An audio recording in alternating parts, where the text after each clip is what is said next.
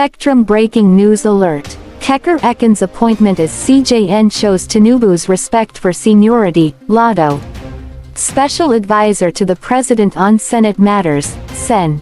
Bashir Lado, has lauded the appointment of Justice Kudirat Kekere Eken as the Chief Justice of Nigeria, CJN. He said that her appointment was a testament to President Bola Tinubu's respect for seniority and merit in the judiciary.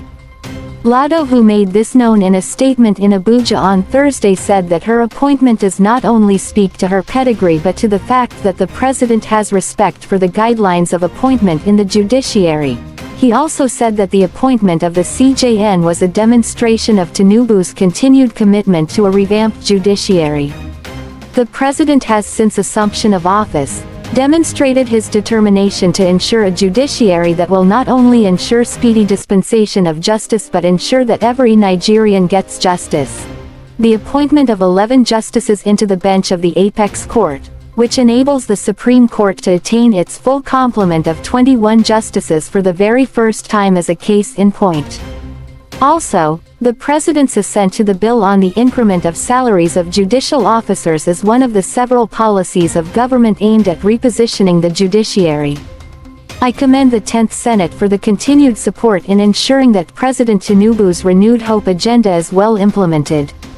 The speedy screening and confirmation of the CJN shows the Senate's commitment to working with the executive to deliver the dividends of democracy to all Nigerians, Lado said. The House of Representatives has urged the federal government to direct the Nigerian National Petroleum Corporation Limited (NNPCL) to allow independent marketers to lift fuel from Dangote refinery. The resolution followed the adoption of a motion of urgent public importance by Rep. Oboku O4G PDP Bielsa during plenary on Thursday.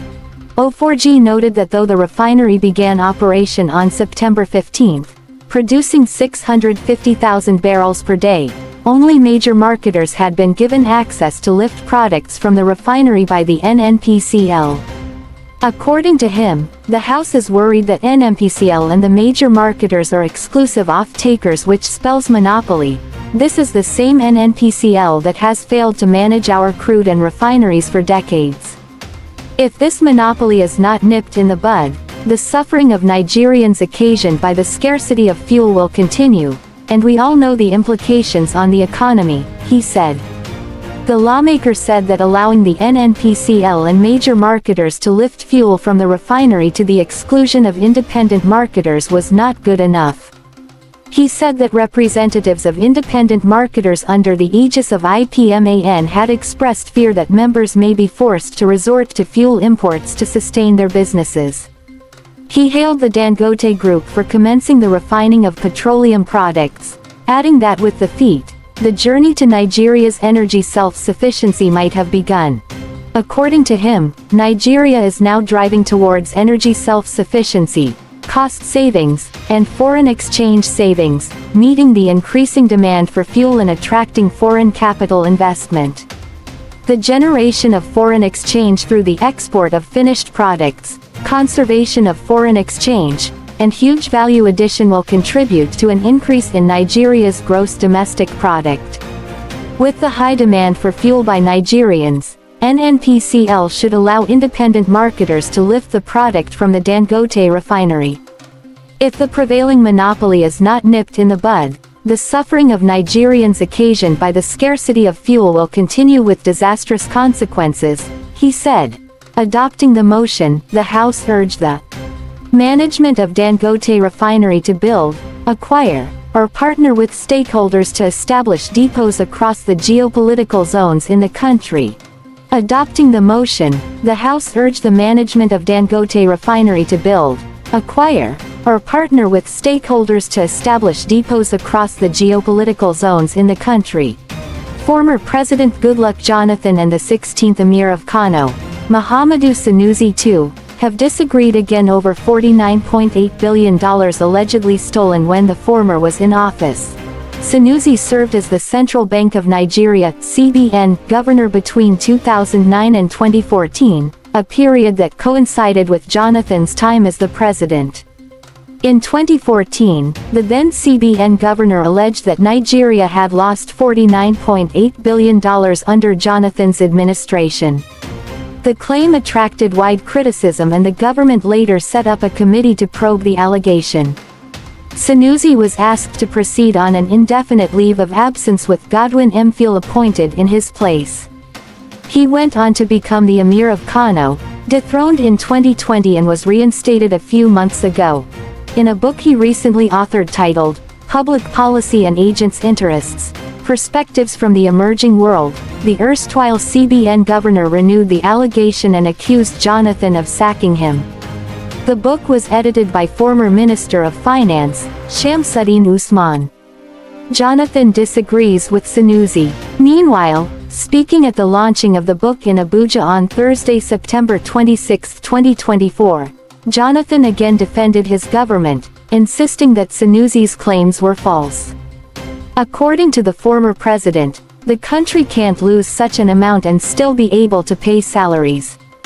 I need to say why I did not quite agree with him. All that he wrote was on some of the issues, especially the one that is related to me. He said he was sacked because he blew the whistle that the federal government lost $49.8 billion. It's not quite correct. It was not that he was sacked. He was suspended, the former president said. He added that the Financial Reporting Council of CBN was unable to investigate the allegations due to limited time. Before we could finish, his tenure was already over. Probably we would have called him back. Till today, I'm not convinced that the federal government lost $49.8 billion. After they came up with more figures. First $49.8 billion, later $20 billion, later $12 billion. So, I don't even know the correct one, he said. Also read, without Yaradua's mother, Nigerians wouldn't have known me, Jonathan. Responding, Sanusi, who presided over the event as Royal Father of the Day, climbed the podium hours after Jonathan's comment. The Emir of Kano insisted that he was constructively sacked by the former president after he blew the whistle on the alleged missing money. My boss who sacked me. I was constructively dismissed. I continue to respect Jonathan and I don't have grudges against anyone, he said.